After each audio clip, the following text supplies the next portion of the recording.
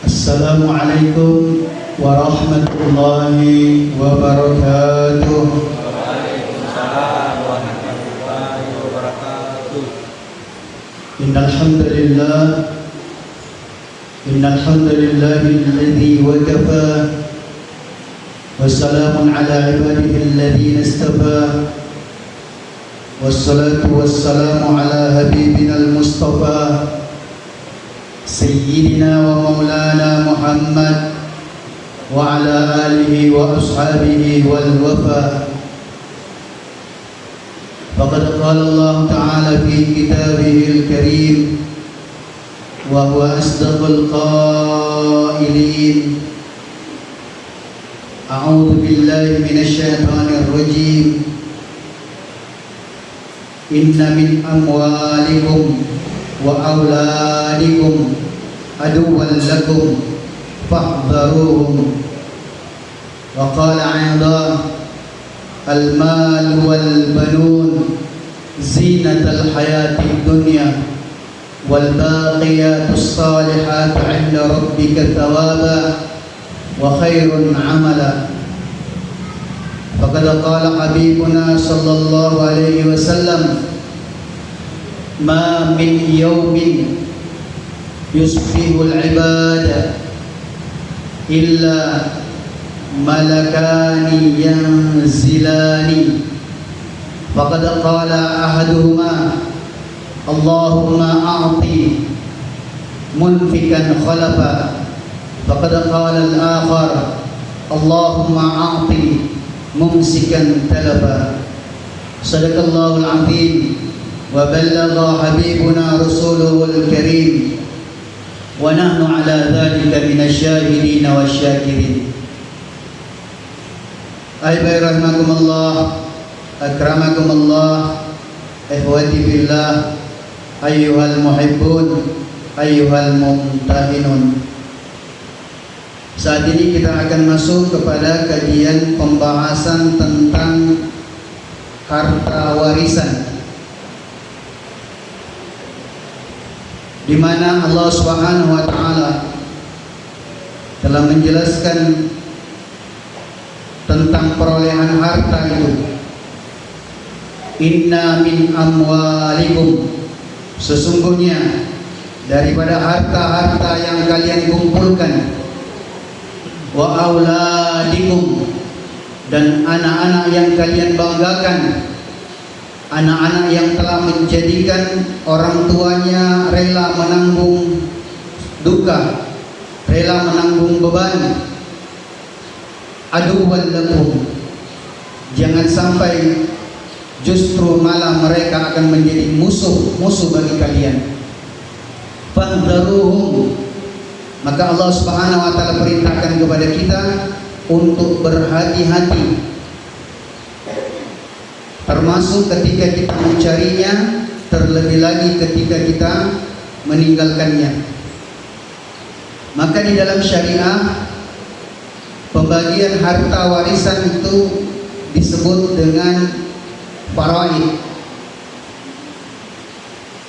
Harta warisan sebenarnya adalah harta yang berkah, tetapi riskan akan menjadi musibah.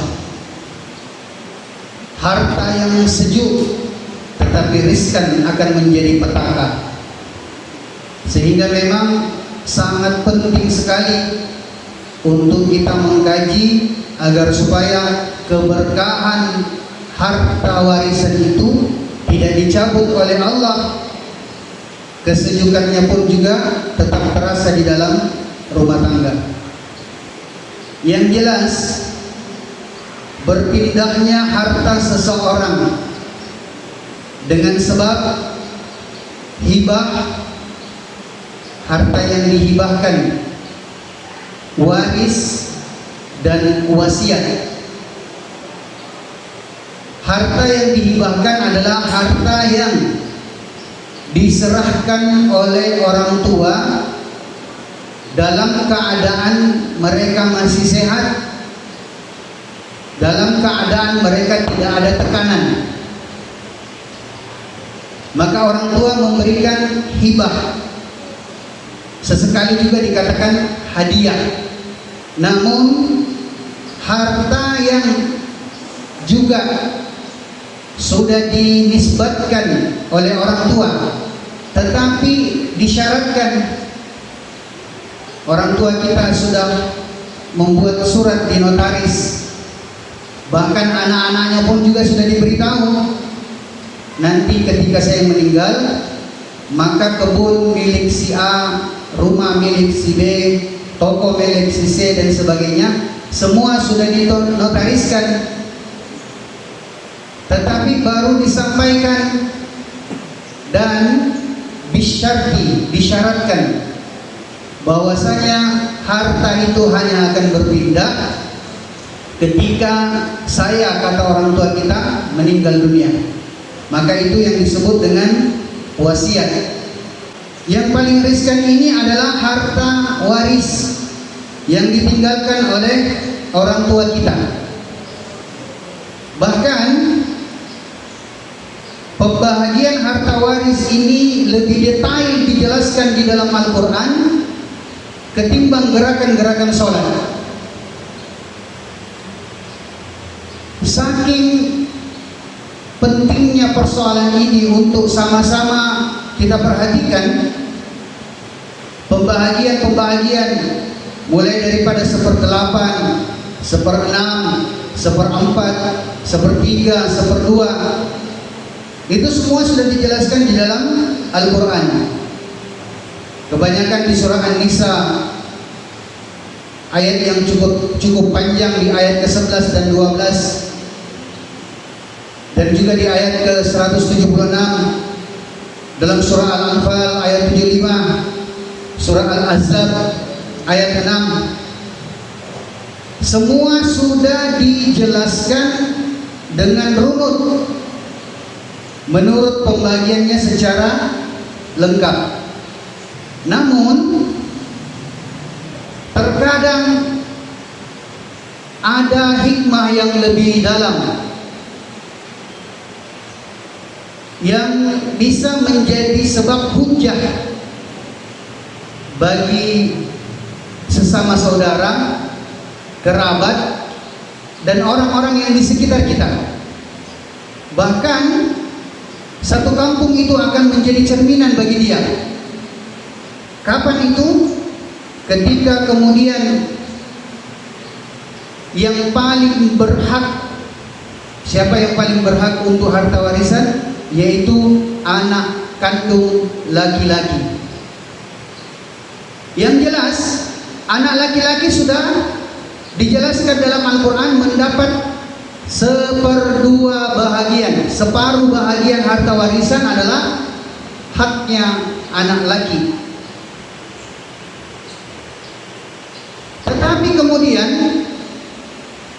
yang laki-laki ini rajin ikut ngaji, bersih hatinya, tidak ada tendensi dan sebagainya, sampai kemudian saudara yang laki-laki itu menjelaskan, bahkan mungkin dia laki-laki yang tertua, dia menjelaskan, kami dari pihak laki-laki punya hak separuh atau 1/2 dari harta warisan orang tua.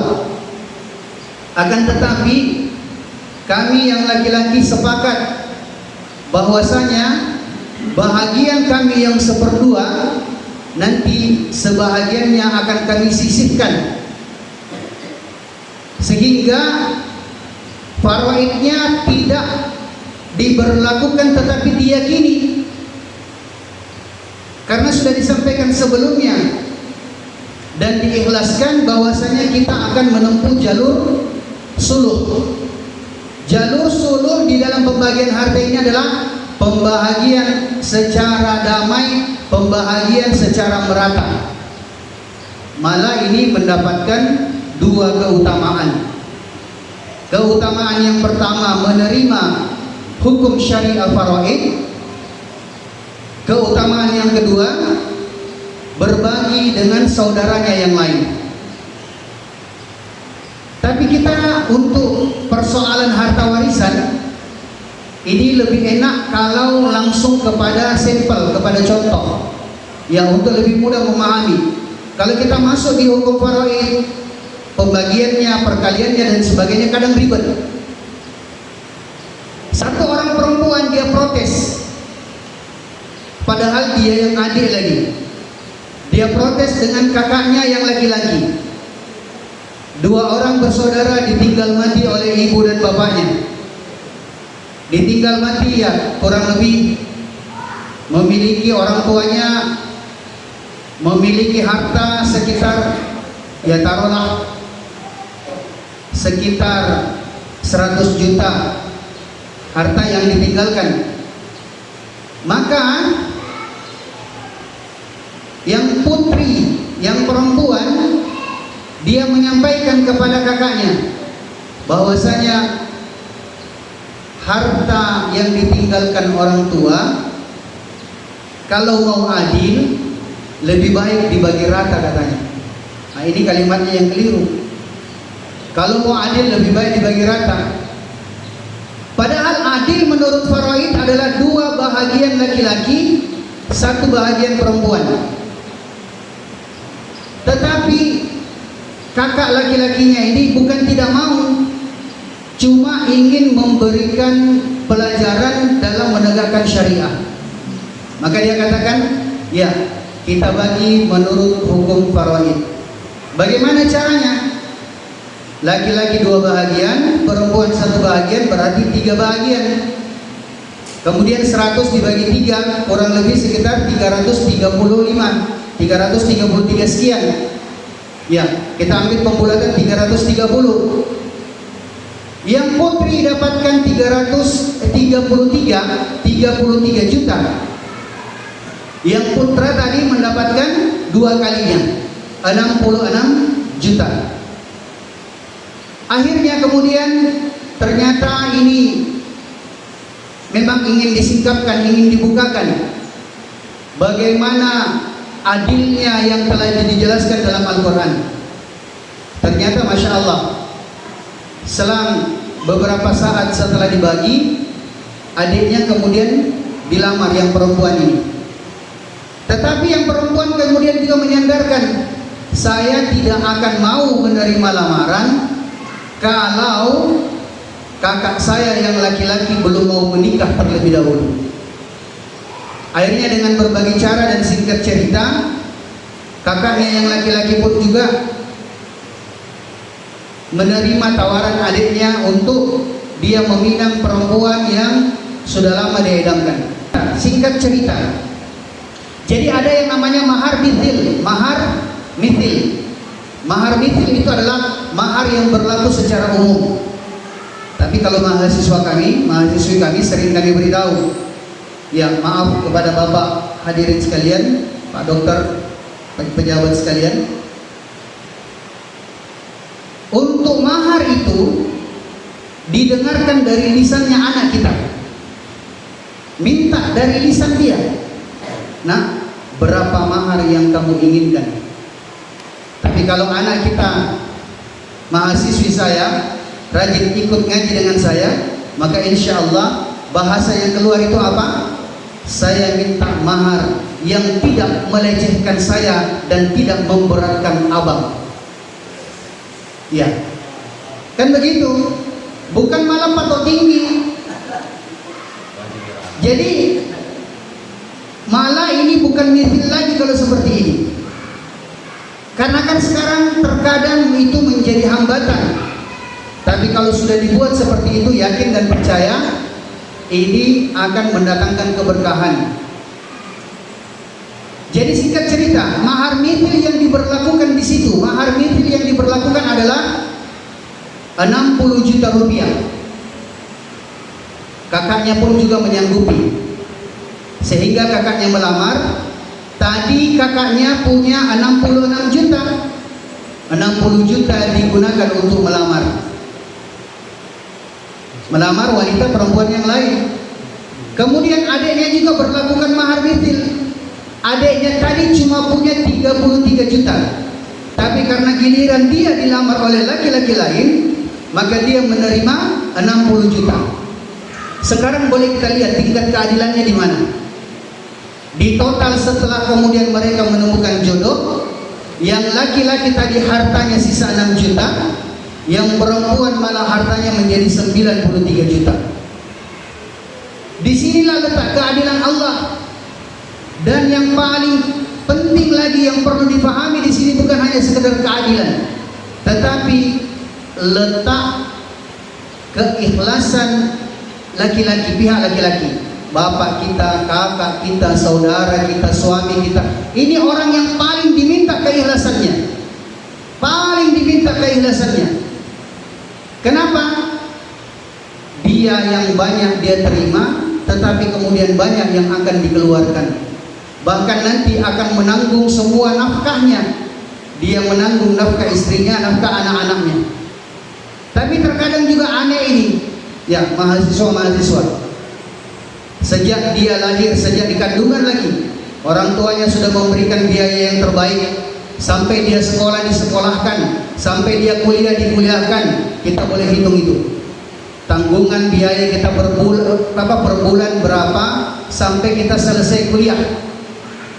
Menjelang akhir-akhir perkuliahan semester 6, karena sudah mulai balik, sudah mulai dewasa dan sebagainya, ya, tiba-tiba kenalan dengan satu orang laki-laki, anak gadis kita, saudara perempuan kita, tiba-tiba kenalan dengan satu orang laki-laki. Satu orang laki-laki itu mungkin ada sedikit perhatian lebih untuk membantu dia pengurusan proposal, skripsi dan sebagainya. Apa yang terjadi? Kita memang yang menanggung nafkah. Apakah kakaknya, ataukah pamannya, ataukah bapaknya, kita diminta keikhlasan. Coba kita lihat, semoga ini tidak terjadi kepada mahasiswi kita. Giliran kemudian sudah munaqasyah atau sudah wisuda, pasang foto, kemudian dijadikan sebagai foto profil dengan orang yang sudah membantu dia di semester akhir, dan kemudian dia katakan, kamu adalah segalanya yang telah membantu semuanya, hilang keringatnya bapaknya. Padahal dia baru dapat bantuan berapa bulan, itu pun juga bantuannya hanya bersifat ekstra. Kita punya bapak yang bertumpus lumus, yang susah payah dan sebagainya, kita abaikan, bahkan kemudian malu kita pasang foto profilnya. Tsumma naudzubillah. Jadi ini ada kaitan semua dengan harta warisan. Maka kalau sudah dijelaskan tadi, bagaimanapun juga banyak yang diperoleh oleh laki-laki, tetap saja mereka ini menjadi penanggung nafkah, yang akan memikul nafkah. Sehingga hati-hatinya kita di dalam harta warisan, perlu hati-hati sekali. Maka pada saat ada harta warisan yang ingin dibagi, sebaiknya semua langsung dinotariskan. Ada bukti hitam di atas putih. Ini kisah nyata Pak, yang tadi juga itu kisah nyata, yang ini lebih parah lagi. Kakaknya yang laki-laki, saat itu ekonominya sedang baik, punya adik perempuan 2, ekonominya sedang tidak baik. Akhirnya apa? Kakak laki-lakinya beritahu, sudah adik, saya tidak perlu mendapatkan apa-apa dari warisan orang tua, karena orang tua cuma punya 2 keping tanah atau 2 buah ruko. Saya tidak usah dapatkan, silahkan kalian semua yang berbagi. Ini kakak laki-lakinya tidak merasa tidak memiliki, merasa tidak butuh, karena saat itu ekonominya sedang baik-baik saja.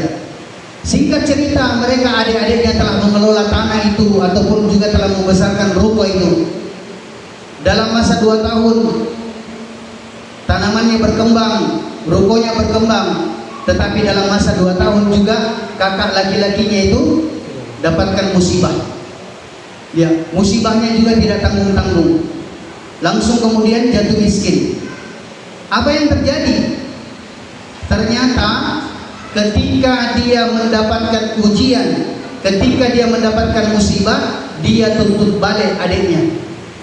Padahal saudara kandung, dia tuntut balik.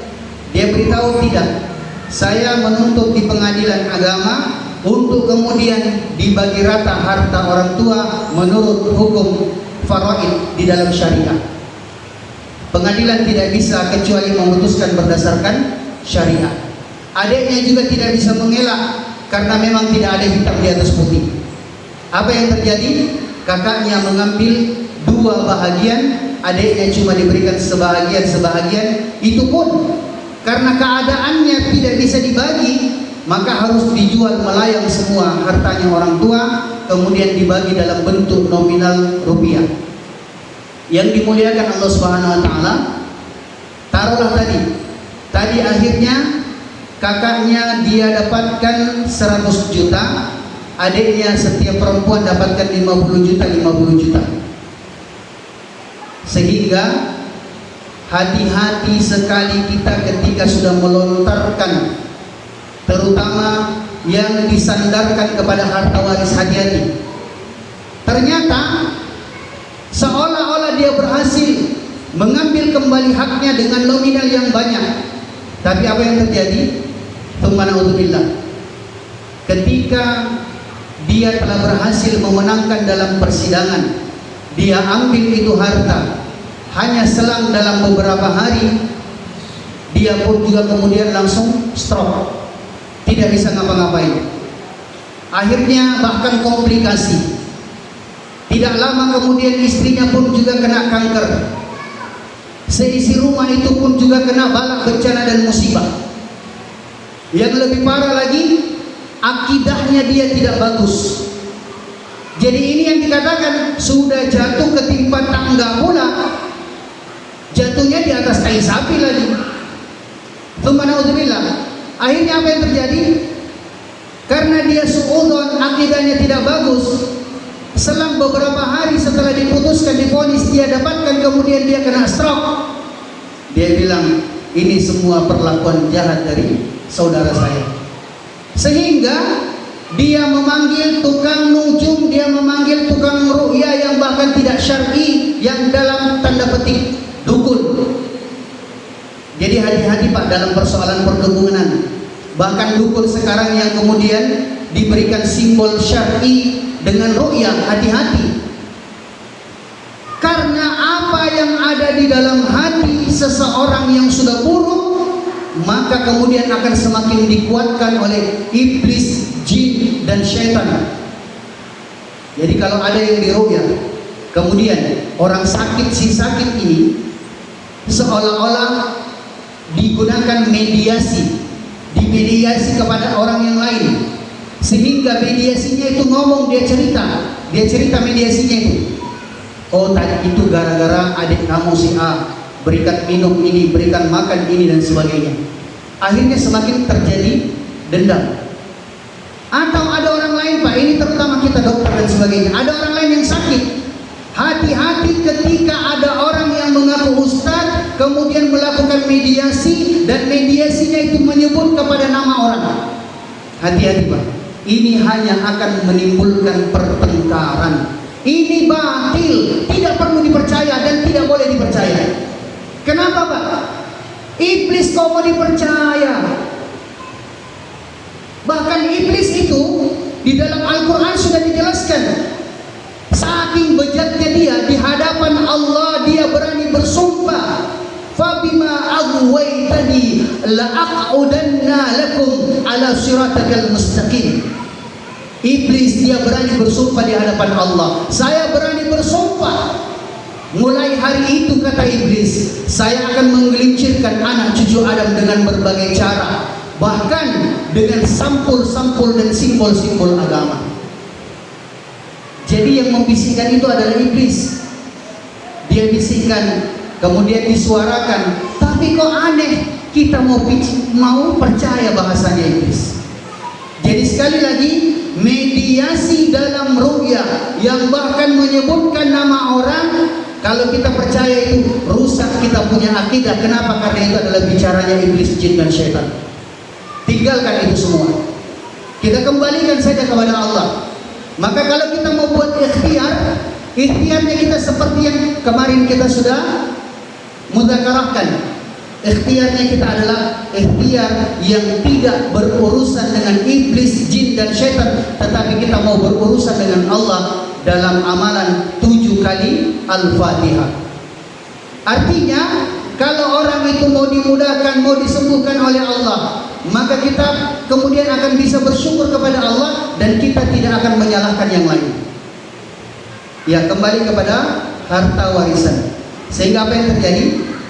Yang tadi itu sudah seperti itu keadaannya. Sehingga apa yang terjadi? Allahu Akbar. Yang lebih parah adalah 100 juta yang dimiliki kakaknya tadi yang diambil secara paksa. Tapi karena kemudian istrinya harus dioperasi dengan sebab kanker, sehingga menjadikan dia minus. Bahkan tidak lama setelah itu istrinya meninggal lebih dulu. Tapi kemudian setelah itu pun juga kakaknya meninggal. Yang paling parah apa? Yang paling parah adalah ketika dia akan dimandikan, ketika jenazahnya diurus, nampak keburukan-keburukan itu dinampakkan sebagai aib.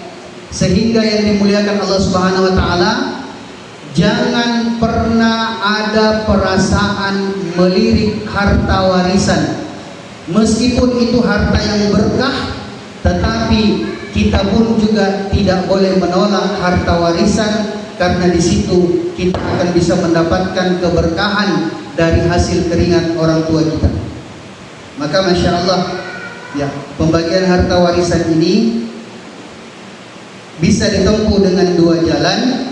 Apakah kita mau menempuh jalan faraid dengan syariah, ataukah kita kemudian sudah menerima faraid dan syariahnya, tetapi kemudian kita mau menempuh dengan jalan suluh, ya, dibagi rata berdasarkan